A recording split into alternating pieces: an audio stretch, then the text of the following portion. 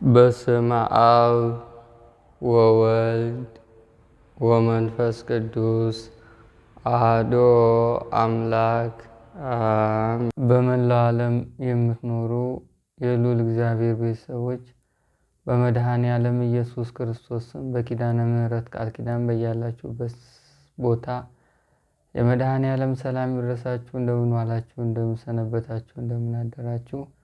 መድኃኔ ዓለም አምላካችን በቸርነቱና በምሕረቱ ለዚህ ሰዓት ስላደረሰን ጊዜውና ዘመኑን ስለባረከልን በአባታዊ ፍቅሩ በሰማያዊ የባረኮት ኃይል እንዲሁም የክፉ መናፍስትን ጥበብና አስራር የምናልፍበትን እውቀት በየጊዜው ስለሚገልጽልን ለእሱ ክብርና ምስጋና አምልኮትና ውዳሴ በምድርና በሰማይ ይድረሰው ይግባው፣ አሜን። ዛሬ እንደ መድኃኔ ዓለም ቸርነት የምንማማርበት ርዕሳችን ክፉ መናፍስት ከአምላክ ለማራቅና ከሰማያዊ ኃይላት ጋር ያለንን ፍቅርና ህብረት ለማጥፋት የሚጠቀሟቸውን መንገዶች እንማማራለን። ክፉ መንፈስ ከእግዚአብሔር ለማራቅ ከሰማያዊ ኃይላት ጋር ያለንን ፍቅር ለማቀዝቀዝ እና ለማጥፋት የሚጠቀሟቸው መንገዶች አሉ። እነሱ ምን ምን ናቸው? ከእግዚአብሔር ቃልና ከመጽሐፍ ቅዱስ ጥቅሶች ጋር አያይዘን የመናፍስትን ውጊያና ጥበብ በዚህ ርዕስ መነሻ አድርገን እንማማራለን። የክፉን ኃይል ጥበብና አሰራር መድኃኔ ዓለም በቸርነቱ ገልጦ እኛም በተማርነው ትምህርት ጠላታችንን አሸንፈን ነቅተን ይህንን ፈተና የክፉ መንፈስ መሆኑን አውቀን ከአምላካችን ጋር የበለጠ በአምልኮትና ምድራዊ ህይወትን በማስባረክ በምድር እያለን ኃይሉን በመቅመስ የሰማይ ቤታችንን በመስራት ሁል ጊዜ በአእምሯችንና በህሊናችን ህጉና ትእዛዙ ተስሎብንና ተጽፎብን ለመኖር ያብቃን፣ አሜን። እንደሚታወቀው ክፉ መናፍስት ትልቁ ውጊያቸው አንተን ከሰማያዊ ኃይል ከመንፈሳዊ ጓራ ከአምልኮት ህይወትና እንቅስቃሴ ከቤተ ክርስቲያን ፍቅር ማራቅ ነው። ትልቁ ጥንቃቄያቸው ወደ አምላክ ልብ እንዳያዘነብል ነው። አምላክ በልብ ላይ እንዳይሳን ነው። እግዚአብሔርን በልብ እንዳታነግስ ሁሌ አምላክህን በማምለክና በኃይሉ በኩል እንዳትጓዝ ነው። እግዚአብሔርን የያዘ ሰው ለክፉ መንፈስ እሳት ነው። እግዚአብሔርን የተላበሰ ሰው ዲያብሎስን የሚያሸንፍበት መንገድ በየጊዜው ስለሚያገኝ ሰይጣንም የፈለገውን ያህል ተጉዞ ስራውን ሊሰራ አይችልም። ስለዚህ መጀመሪያ በጣም ጥንቃቄ የሚያደርገው ከእግዚአብሔር ጋር ያለን ህብረትና አንድነት ማቀዝቀዝ ላይ ነው። ከእግዚአብሔር ጋር ያለን ህብረትና አንድነትን ማቀዝቀዝ ነው። እንግዲህ ይሄንን ለማድረግ ደግሞ በጣም ብዙ መንገዶችን ይጠቀማል። ብዙ ውጊያዎችን ይከፍታል። ብዙ አቅጣጫዎችን እና እቅዶችን አውጥቶ በእኛ ህይወት ውስጥ አጸፋውን ይዘረጋል። በተለያዩ መንገዶች ነው ከእግዚአብሔር እንድንርቅ የሚያደርገን። ከእግዚአብሔር መራቅ ማለት በሌላ ቋንቋ ስናይ አንደኛ ተስፋ መቁረጥ ነው። በአምላክ ላይ ተስፋ መቁረጥ፣ እምነትን መሸርሸር ሁለተኛው ነጥብ ነው። ከእግዚአብሔር የምትርቅበት መንገዶች። ከዛ በላይ ደግሞ የአምልኮት ህይወትን፣ መንፈሳዊ ልምምዶችን፣ የጸሎት መርሃ ግብሮችን እንደ ስራና አድካሚ አሰልቺ የሆኑ ዝም ብሎ የማይሆኑ ሰዎች የሚከተሉት አይነት የህይወት ስታይል አድርጎ መቀበል ነው። ከእግዚአብሔር ስንርቅ ብዙ ነገር አብሮን ይርቀናል። ጥበቃው ይርቀናል፣ እይታው ይርቀናል፣ ምሬቱ ይርቀናል፣ ፍቅሩ ይርቀናል። የልብ ጉዳይና ነገሮችን በእግዚአብሔር ላይ የመጣል የእግዚአብሔር ልጅነት ስሜቱን ሁሉ እናጣለን። ስለዚህ ሰው ከአምላኩ ሲርቅ ብዙ ነገሮች አብረውት ይርቃሉ። በአምላኩ በኩል ሁሉን ነገር ያገኛል። በእርግጥ ሁሉን ነገር ከእግዚአብሔር ነው የምናገኘው፣ ግን ስጋውያን ሆነን እንደ እንስሳት የምንኖርበት አጋጣሚ አለ። እሱን ከእግዚአብሔር ስንርቅ የምናገኘው ውጤት ነው። በልቶ መተኛት፣ ተኝቶ መነሳት፣ የአሕዛብ ኑሮ ማለት ነው።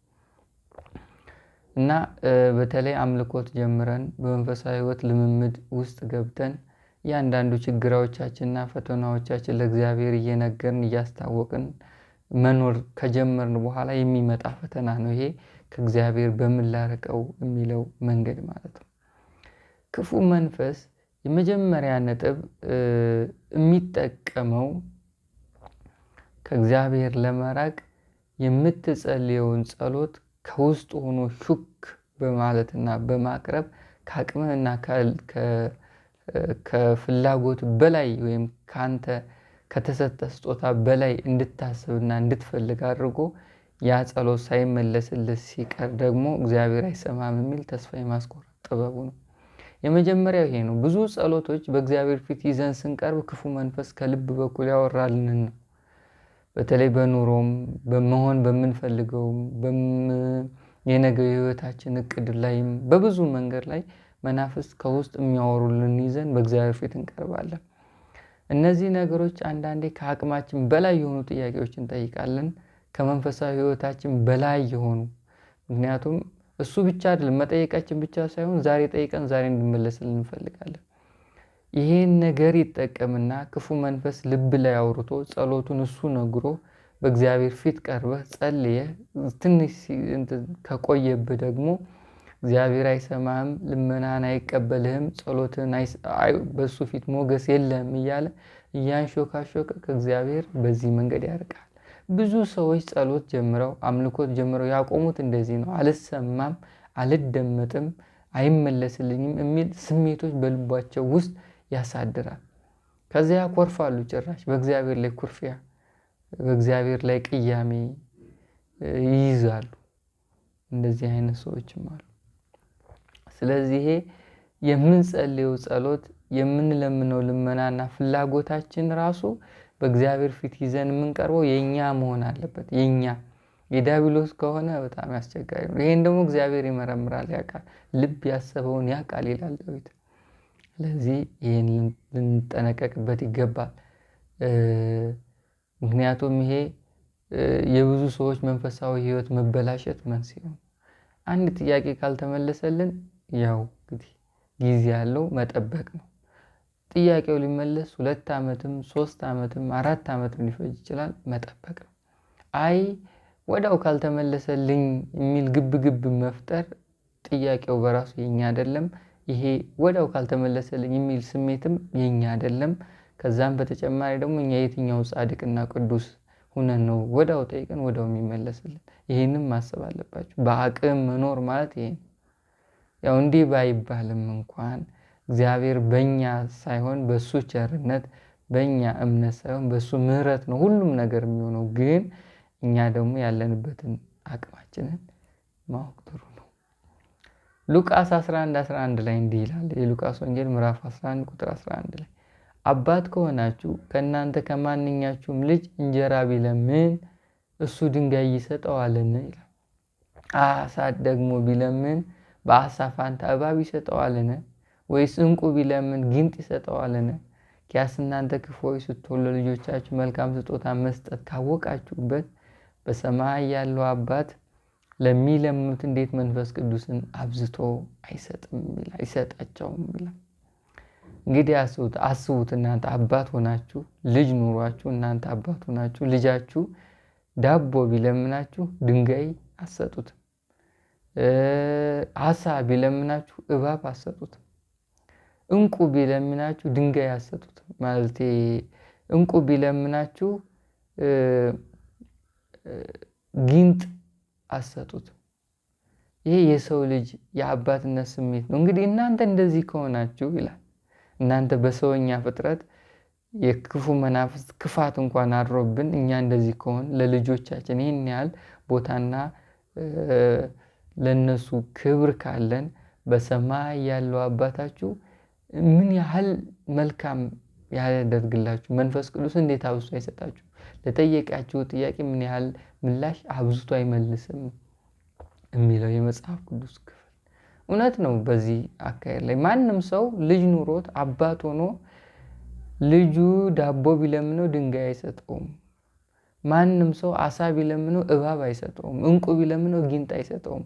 የአባትነት ተፈጥሮ አይደለም። ምንም ክፉ ቢሆን፣ ምንም አመንዝራ ቢሆን፣ ምንም ሌባ ቢሆን፣ ምንም ማጭበርባሪ ቢሆን ለልጁ ክፉ አያደርግም። እኛ እንደዚህ ከሆን የሰማይ አምላክ ለየትኛውም ጥያቄ ምላሽ የሚሰጥና እጥፍ አድርጎ የሚሰጥ ነው። ከዛም በላይ ደግሞ እኛ የምንጠይቀውን ጥያቄ በመጥፎ መንገድ አይመልስልንም ነው። አያችሁ። እና ብዙ ጊዜ መናፍስት የሚጠቀሙት መንገድ ይሄ ነው፣ ከእግዚአብሔር ማራቂያ። የምንጠይቀው ጥያቄ አይመለስልንም፣ እግዚአብሔር አይሰማኝም የሚል ስሜቶች። ከዛም በላይ እግዚአብሔር ስለማይሰማኝ መንፈሳዊ ሕይወቴን አቆመዋለሁ፣ አምልኮቱን አቆመዋለሁ። ሲጀምር ከውስጥ ይህን ፈተና ጸንስሶ ያመጣው ክፉ መንፈስ ነው። ከዛ ጸሎቱን ትተዋለህ፣ ስግደቱን ትተዋለህ፣ ዓለማዊ ትሆናለህ፣ ወደ ዘፈን ትመለሳለህ፣ ፊልምን ታያለህ፣ ዓለማዊ ነገሮችን ፍልስፍና ታነባለህ። በዛ ውስጥ ትቃዣለህ፣ እድሜን ትጨርሳለህ፣ ምንም አታመጣም። ለእስራት የበለጠ መንገድን ትከፍታለህ። ስለዚህ አያዋጣም እንደዚህ አይነት ነገር። ዝም ብሎ ጠይቆ የትኛውም ነገር ዋጋና ውጤት ያለው በፍቅር ሲሆን፣ ጸሎት በፍቅር፣ ልመና በፍቅር፣ የሰማያውያን ኃይላት እመብርሃን አጋዕዝተ ዓለም ሥላሴ ልመናችንን የሚሰሙን በለነሱ ባለን ፍቅር ልክም ጭምር ነው። ስለዚህ በፍቅር ጠይቆ በእምነት መጠበቅ ነው። ከዛ ሁሉ ነገር ይሆናል። ለምን እኛ አባቱ ነን። ልጆች ቢለምኑን ክፉ ነገር እንደማንመልስ ሁሉ እግዚአብሔር ደግሞ የሰማይ አምላካችንና ፈጣሪያችን ሆኖ የለመነውን ጥያቄ በክፉ መልሶ አይሰጠን፣ ወይም ዝም ብሎ እስከ ዘላለም ሕይወታችን ላይ አያቆየውም። እንደው የማያስፈልግ ከሆነ እንጂ፣ ወይም የጎደለን ነገር ወይ በዲያብሎስ ሐሳብ ተነድተን በፊቱ ከቀረን ነው እንጂ። ስለዚህ በብዙ መንገድ ይህንን አካሄድ ክፉ መንፈስ ይጠቀመዋልና ልንነቃ ይገባል፣ ልናውቅበትም ይገባል ማለት ነው። ሌላ ሁለተኛ የኑሮ ጉዳይ ነው ከእግዚአብሔር የሚያደርገን። ሰው ማንም ይሁን ማን ምቾትን ይፈልጋል፣ መደላደልን ይፈልጋል። ይህ ሰውኛ ባህሪያችን ስጋዊ የሆነ የተፈጥሮ ፍላጎቱ ነው። መደላደል፣ ምቾት፣ ቅንጡ የሆነ ኑሮ፣ ቅንጡ የሆነ እህል፣ ምግብ፣ እነዚህ ይፈልጋል። ይህም መፈለግ ብቻ አይደለም፣ እነዚህን ለማግኘት የምንጓዝባቸው መንገዶች ናቸው ከእግዚአብሔር የሚያርቁንና የሚያቀርቡ። በመጽሐፍ ቅዱስ ላይ መጽሐፈ መቃብያን ሳልስ 6:11 ላይ እንዲህ የሚል ቃል እናገኛለን። አኗኗሩም ከእግዚአብሔር ራቀ ብሎ ሙሴ እንደተናገረው ያለ ልክ ያለ መጠን የጠገበች ሰውነት የእግዚአብሔርን ስም አታስብምና ተድላ ደስታን መውደድ በእናንተ ዘንድ አይኑር ይላል። አብዝቶ መደሰትን፣ አብዝቶ ተድላን በእናንተ ዘንድ አይኑር፣ ለዲያብሎስ መግቢያ ቀዳዳ ነውና ነው። አሁን ኑሮ በተለይ በድህነት የተጎዳንን እኛ አብዛኛው ኢትዮጵያ በማጣት ያው ቀምሰናል። ሁላችንም የሚደበቅ ነገር አይደለም። ተቸግረን እናቃለን፣ አተን እናቃለን። የምንበላው እንኳን ያጣንበት ጊዜ እናቃለን። ይሄ ሰው ሆኖ በተለይ ሀበሻ ሆኖ በምድር ላይ ተፈትኖት የሚያልፈው ነገር ይሄ። ስለዚህ ይህን ችግር ስለምናቅ፣ ይህን ወላፈን ግርፊያ ስለቀመስን ኑሮን በምን አይነት መንገድ ለማሸነፍና የዕለት ጉርስ ለማግኘት የምንጓዝባቸው መንገዶች ወይ ከእግዚአብሔር ያርቁናል ወይ ወደ እግዚአብሔር ያቀርቡናል። ብዙ ጊዜ ውሸት፣ ብዙ ጊዜ ሌብነት፣ ብዙ ጊዜ ማጭበርበር፣ ብዙ ጊዜ ሌላውን ጎርቶ ራስን መጥቀም፣ በሌላው ህልውና ላይ ራስን መመስረት፣ ሌላውን አስለቅሶ መንጠቅ፣ እነዚህ በሙሉ ከሆኑ እግዚአብሔርን እናጠዋለን ማለት ነው። መንፈስ ቅዱስ ይርቀናል፣ የእግዚአብሔር ኃይል ይርቀናል። መስገብገብ፣ መሳሳት፣ ይሄ በሙሉ የክርስቲያን መለያዎች አይደሉም እና እነዚህን ስሜቶች ከኛ እንዲርቁልን መጸለይ ያለብን። አብዝቶ መደሰት፣ አብዝቶ ተድላ፣ አብዝቶ ቅንጡ መፈለግን ጥሩ ነው ከተገኘ፣ ግን ይሄንን አትኩሮ እዛ ላይ መፈለግም ለዲያብሎስ ምቹ የውጊያ መንገድ መክፈት ነው። ምክንያቱም ብዙ ሰው የወደቀው በዚህ ነው። ደስታን ፍለጋ፣ ተድላን ፍለጋ፣ ዘመናዊነትን ፍለጋ፣ ሀብት ፍለጋ፣ ንብረት ፍለጋ ነው ዲያብሎስ ዓለምን በሙሉ አስሮ የያዘው። በዝና በሀብት ነው፣ በእውቅና በገንዘብ ነው። በዚህ ነው የያዘው፣ ሌላ ምንም አይደለም። ስለዚህ የእግዚአብሔር የሆንን እንጀራችን የአምልኮት ውጤት፣ የምንመገበው ምግብ የተባረከ፣ ስራው እግዚአብሔር የሚከብርበት፣ አስራት የምናወጣበት ንጹህ አስራት ይሁን። ከአስራትም ንጹህ አስራት የላባችን ውጤት ነው። አዎ። ስለዚህ ይህንን ሁለተኛ ነጥብ ነው። ሌላው ሶስተኛ ከአምላክ እንድትርቅ የሚያደርግበት መንገድ ማማረር ነው። ይህ የተለመደ ውጊያው ነው ማማረር። አንዳንዴ መናፍስ ከውስጡ ነው ውስጣዊ ፍላጎትን ግራ ያጋቡና እንድታማረር ያደርገዋል። ሰላምህን አናግተው እንድታማረር ያደርገዋል። መተት ራሱ ከእግዚአብሔር አርቀው ተብሎ ይላካል። ይህን ታውቃላችሁ? ከምትወዱት በተለይ ዝም ብላችሁ መንፈሳዊ ሕይወታችሁን ለማንም የምትናገሩ ከሆነ ከምትወዱት ሰማያዊ ኃይል አርቅ፣ አጣላ ብሎ ይላካል እና መናፍስቱ ይሄን ወይም መተቱ ይሄን ተግባሩ ለመፈጸም የሚጠቀመው መንገድ ማማረር ነው። አትሰማኝም፣ አትወደኝም፣ አትቀበለኝም፣ የኔ ጩኸት በፊትህ አይደመጥም፣ ለምን ለምን ለምን የሚል ጥያቄዎች አብዝተን ማማረር፣ የምሬት እንባ ማልቀስ። በእግዚአብሔር ፊት መልስ የምናገኘው የፍቅር እንባ ስናፈስ ነው እንጂ የምሬት እንባ አይደለም። ትልቅ ዋጋ የሚያመጣው የፍቅር እንባ ነው። ሚስጥር የሚገልጠው የፍቅር እንባ ነው።